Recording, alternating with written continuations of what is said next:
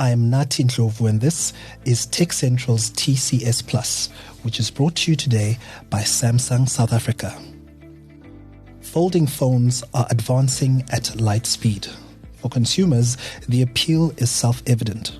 On one hand, folding phones give users the option to have a larger, tablet-like interface that offers enhanced productivity and a better user experience.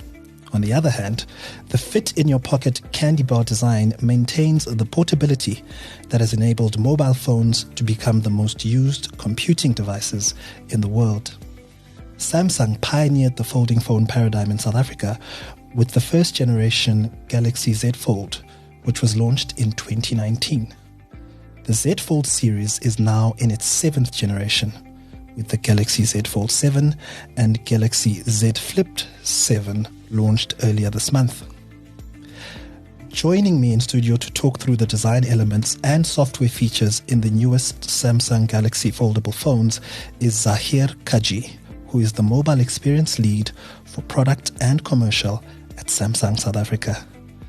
Hello Zahir, and thank you for joining us on the show. Hi, good morning. How are you? I'm fine, thanks. How are you? Fantastic. Thanks. Awesome.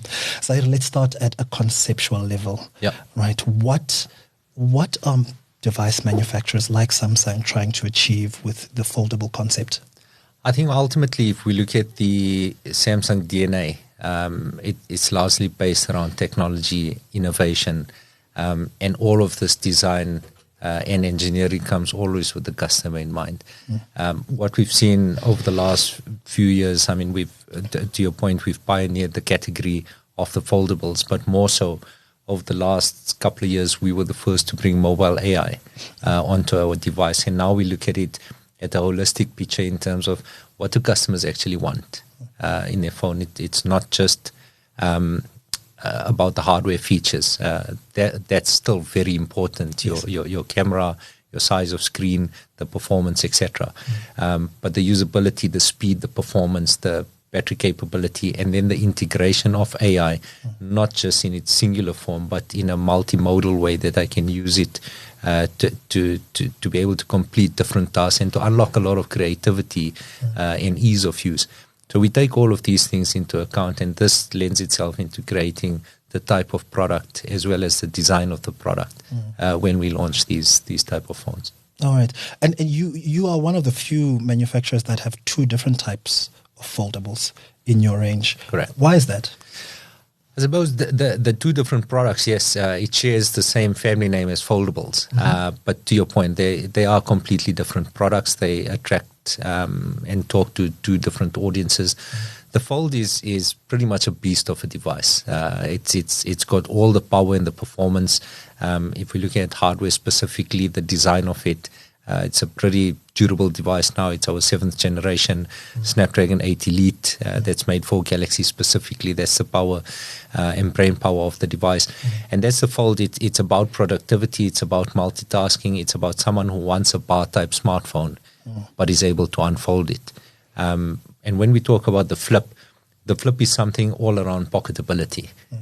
So the size itself lends the idea of being able to put it in your pocket effortlessly, irrespective of the size of your pocket. So I've seen people carrying it in their shirt pocket as well. Okay. So it's a smaller form factor. It's a smaller form factor, but the beauty of it is that when you flip it, when you open it up, it effectively becomes a fully flagship bar-type smartphone.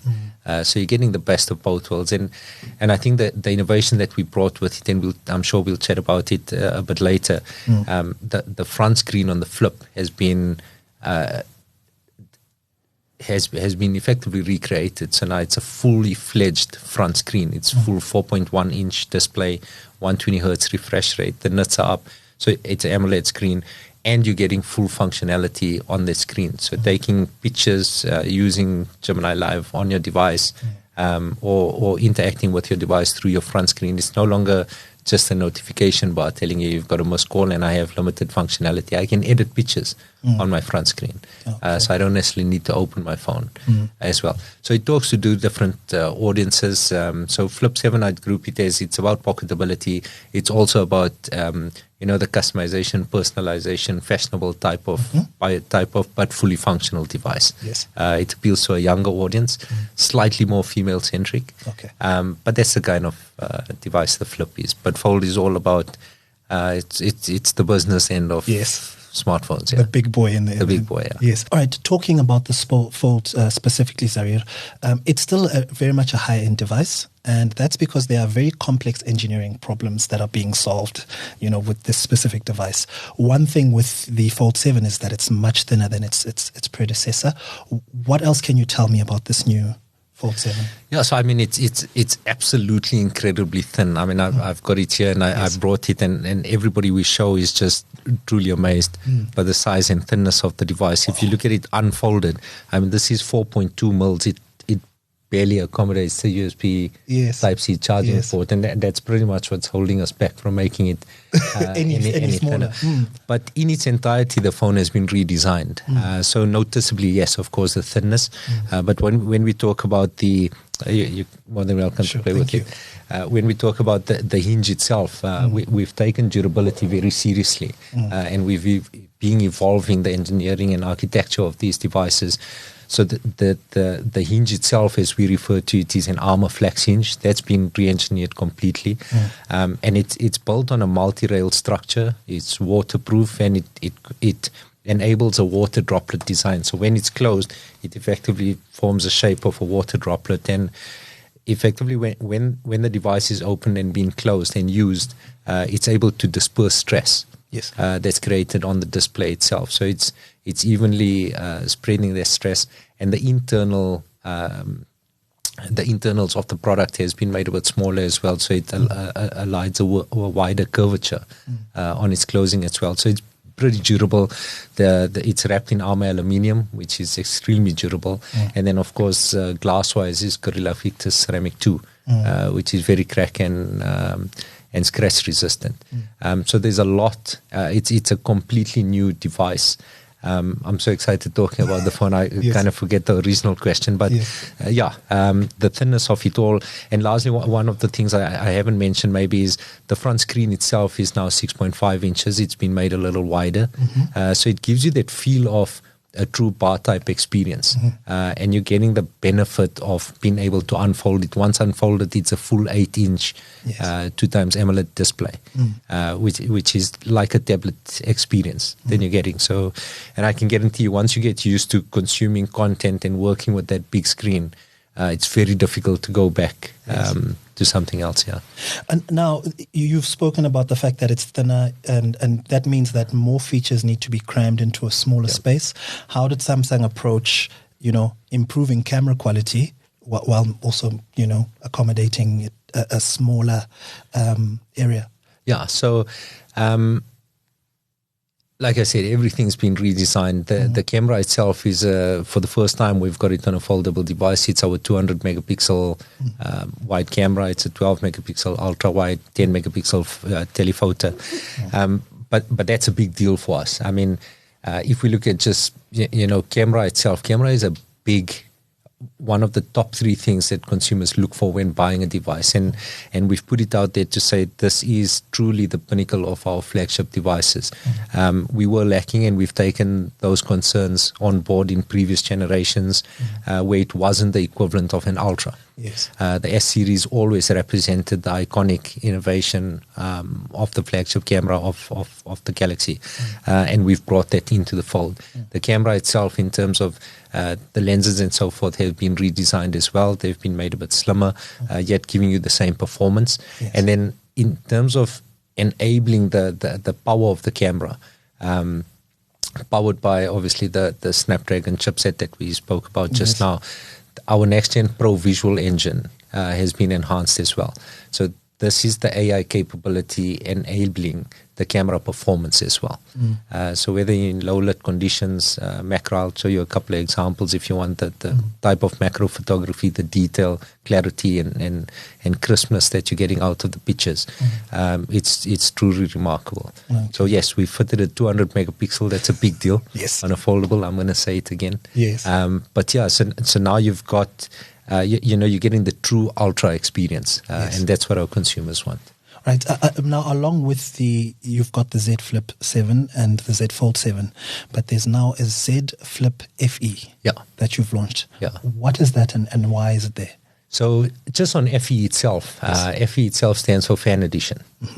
So a few years ago, we brought out an FE edition from the S series, and it was meant to plug a gap within the entry flagship type of segment.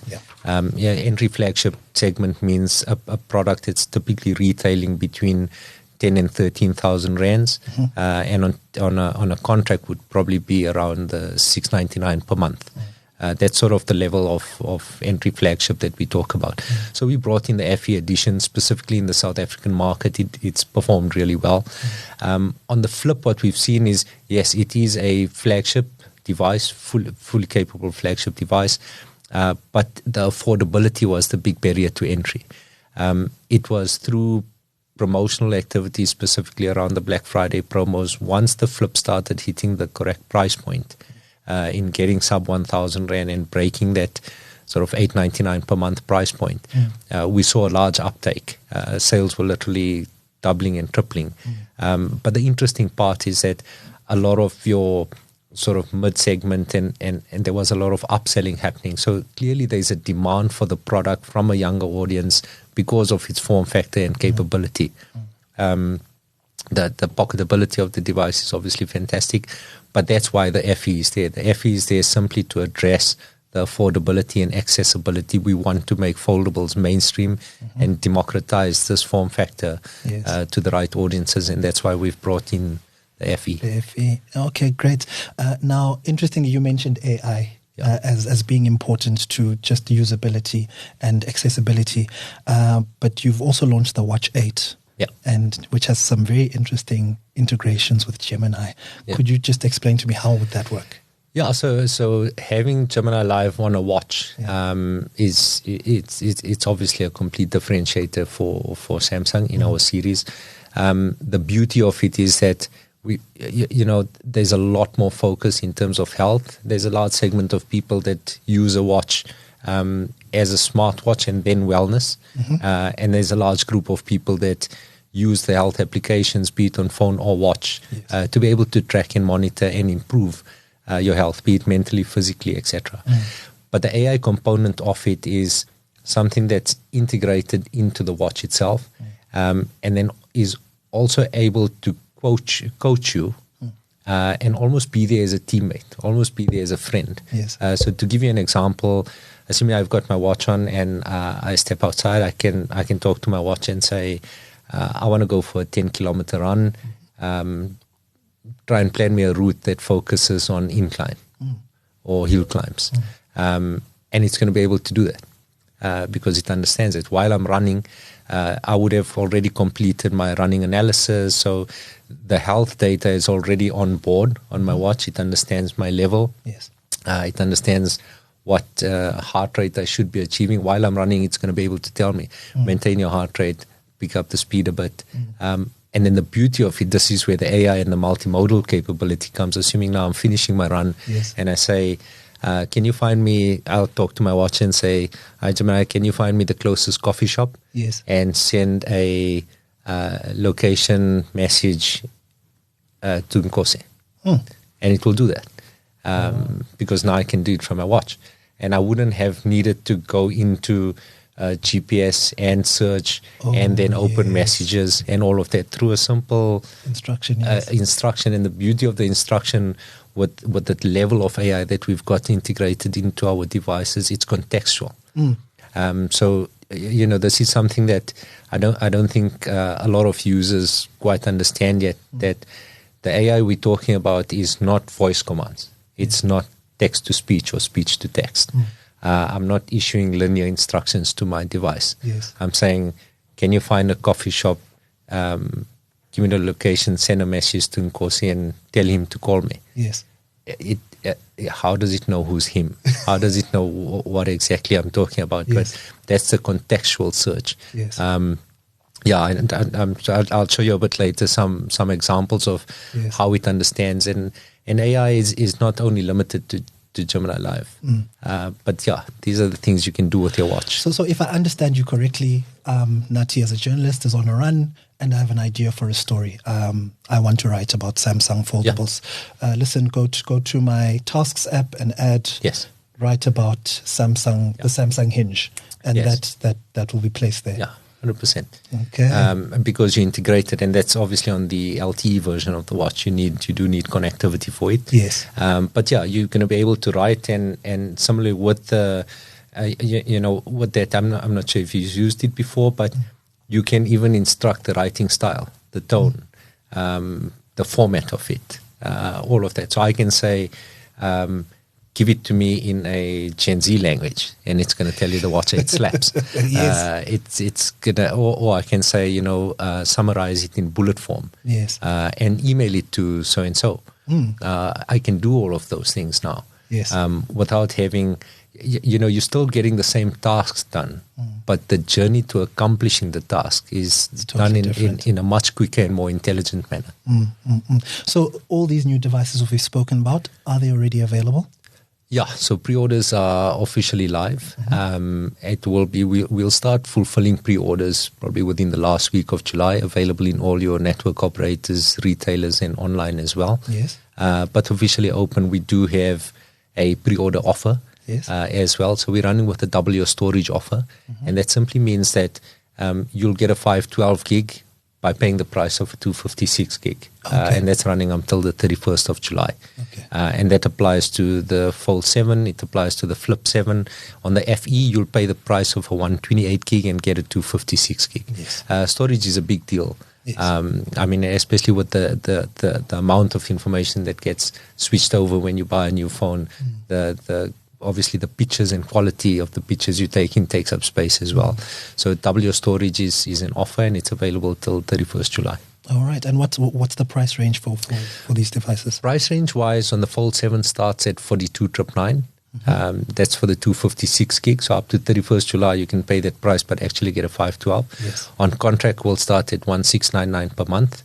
The Flip7 is at 24,999. And on contract will start at 999 per month. And then the Flip7 FE is at 18,500. Okay. So as I said, it's addressing the affordability component, and that will start at 799 per month. All right. Excellent. And then could you just say, where do you see this foldable concept or theme going in the next few years? I think the form factor, it's all about, when we talk ultra experience, it's about having the intelligence, having the immersive experience, having the power, the performance and all of that, but you want it portable. And portability of power of these devices, which have become indispensable allies to us. That's what we want. So in the next few years, I think the foldable form factor lends itself to portability. And being able to create durable devices that has multifunctional elements to them will definitely shape the way that we look at the design of devices to come. So we're going to start, I'm sure we'll see multiple devices across different categories come in this kind of form factor.